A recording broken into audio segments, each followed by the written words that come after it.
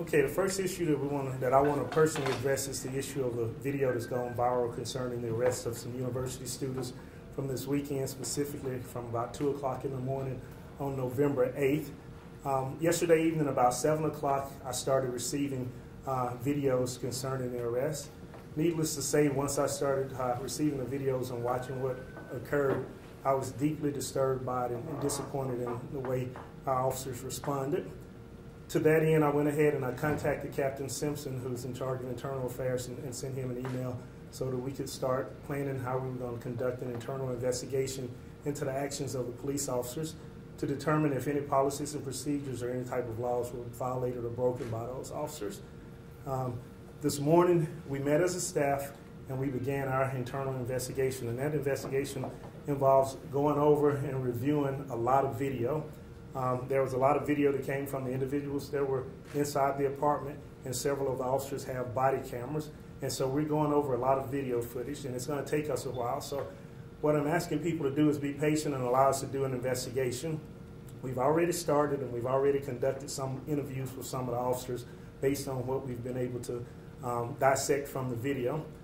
As a result of what we've seen so far, we have suspended, or I'm sorry, suspended is not the word. We have placed on administrative leave 3 officers.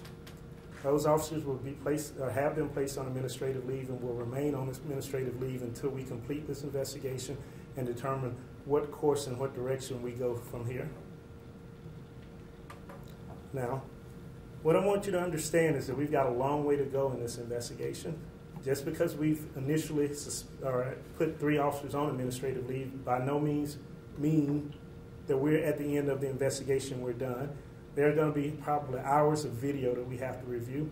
And in reviewing that video, we're going to be taking a look at the actions of each and every officer that responded to that location to determine if those officers operated outside of our policies and procedures or outside of law.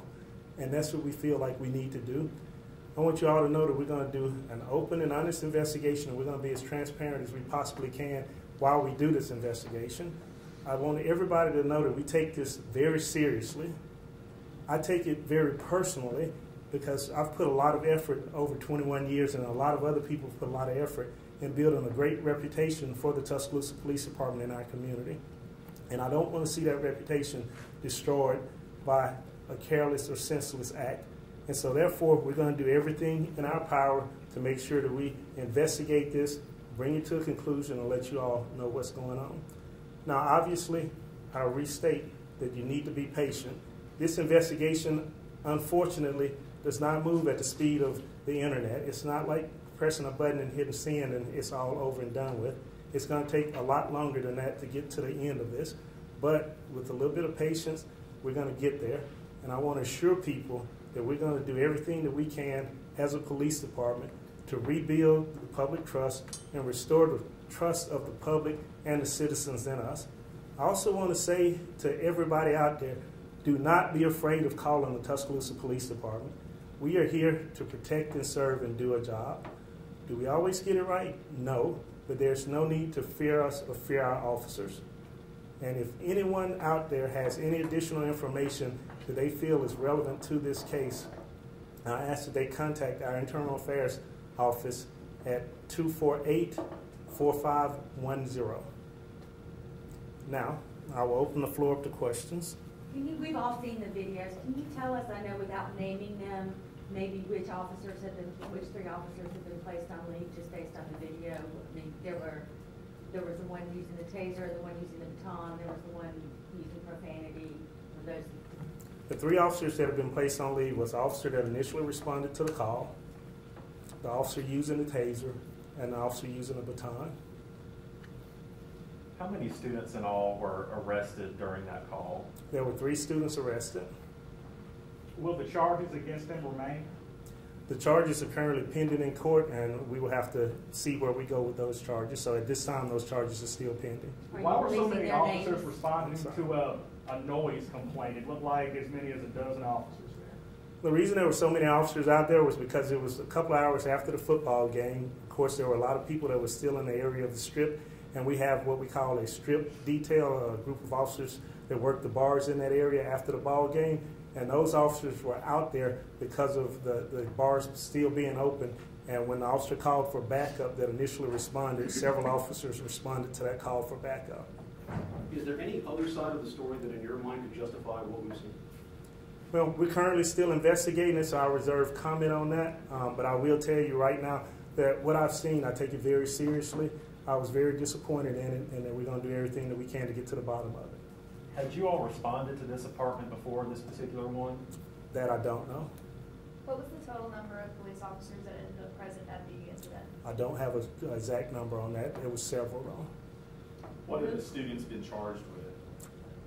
One student was charged with harassment, obstructing justice, and resisting arrest, and I think the other two were charged with obstructing justice and resisting arrest each. Will you be releasing their names, charges, and mugshots? Yes, at some point we will do that. Not today, though. I don't know. It may be today. I just don't know right now. Chief, when a police officer knocks at your door and tells you to come outside, do they have to, or does the officer have to have a warrant? There's questions about how this situation escalated to the point that it did. Well, if a police officer knocks at your door and you come to the door, the officer, and it becomes a consensual contact between you and that officer, outside of any exigent circumstances that will require that officer to make an immediate entry into that apartment, no.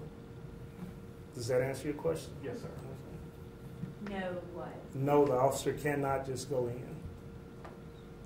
How do you train officers to de-escalate a situation, and why do you think that didn't happen Sunday morning?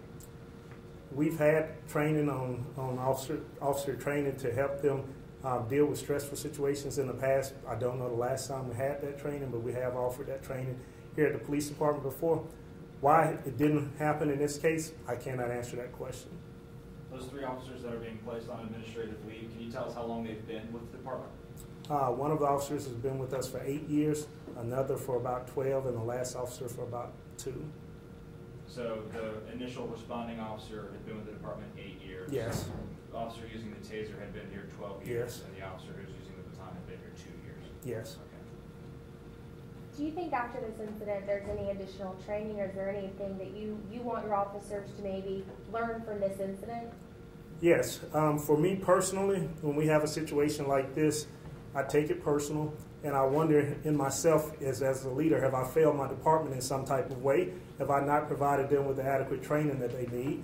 And so as a result of this, we will be taking a look at our training protocols, and we will be doing additional training on everything from de-escalating events to Fourth Amendment search and seizure. So there are a lot of things that are going to be learned from this situation, and there are going to be some changes made, because ultimately I'm the one that's responsible for what happens within the department, and I take that very personally when something happens within my department with my officers that creates a black eye on the department and on the city of Tuscaloosa.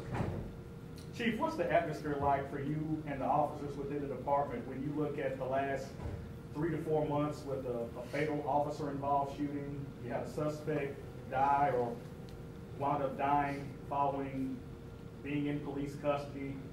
Last week, the video of a cat being abused, and now this. Can you just kind of sum up how things are like in this building for people on the outside? I can't speak for all the officers because I don't know what their feeling is. But just from my perspective, we've had a tough few months. And we've had some things that have happened here at the Tuscaloosa Police Department that have made not only local headlines, but made national headlines. And one of the things that you always are concerned with, or that I'm always concerned with, is how can I shine the most positive light on my police department? And I always hate when we have negative light that's shown on the police department. But anytime we do have a negative experience within the department, I also look at it as an opportunity for us to learn from it, to improve, and to not make those same mistakes twice. So for me, it was devastating to have something else happen, but it's something that I know that we will get through. I know that we will meet the expectations of the public in everything that we do, and we will remain positive and continue to work towards building positive relationships within the community. This event has had a very negative effect on a lot of the parents and university students. How would you say this event should be reflected on the safety of university students regarding their interactions with Tuscaloosa PD as well as UAPD? If you have a student here at the University of Alabama, I want you to know that you do not have to fear the Tuscaloosa Police Department. We are not out here to hurt your children. We are here to try to serve and protect them and do everything in our powers to make sure that they're safe. This is an isolated incident, and we want you to look at it as an isolated incident. And we want you to understand that I and my administrative staff and the command staff here at the Tuscaloosa Police Department, as well as the mayor and the city council, are going to do everything in our power to make sure that this does not happen again, and to make sure that we do an open, fair, honest investigation and make sure that we take care of the situation. Chief, do these students resist at all or do something that may have provoked these officers to do what they did? I'm not in a position to answer that question right now. I'll let everyone that's seen the video make that determination for themselves. We're still in the midst of our investigation, and so I will reserve comment on that particular statement.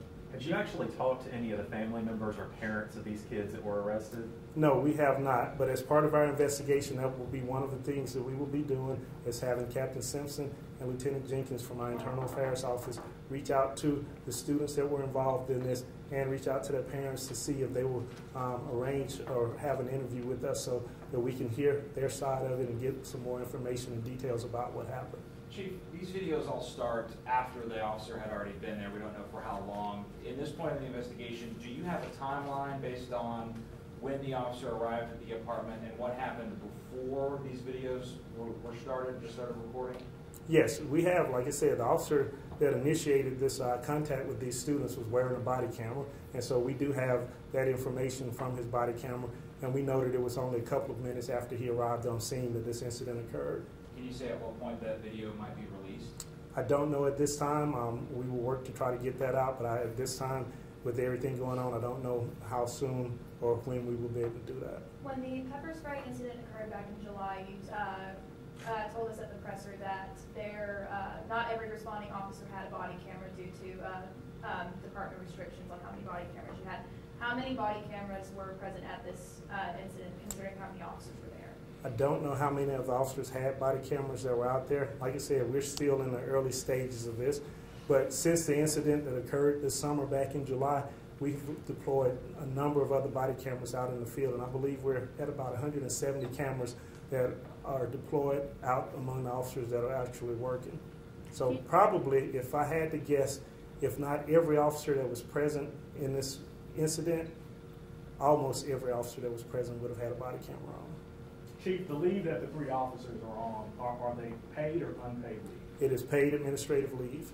You said there's just 3 right now. Is there a possibility that more could be put on leave? There is that possibility, but we don't know that at this time. Like I said, we're taking a careful look at each situation, how each officer responded to make that determination. Can you tell us at this point what those 3 officers' reaction was to being put on leave? I do not know. I did not meet with them to tell them that.